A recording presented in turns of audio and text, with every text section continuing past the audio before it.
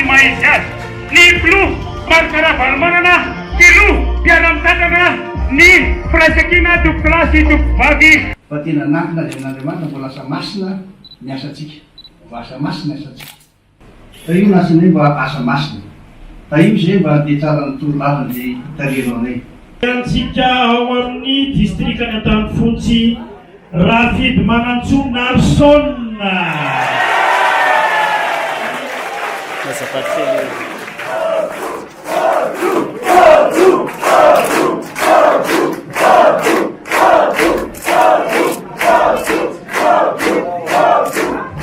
Saksimu yang lalu pemanatena pun Jarus ciketan pun kan dapat ruang di distrik Kanatan Funci Randia Mantana Radisson.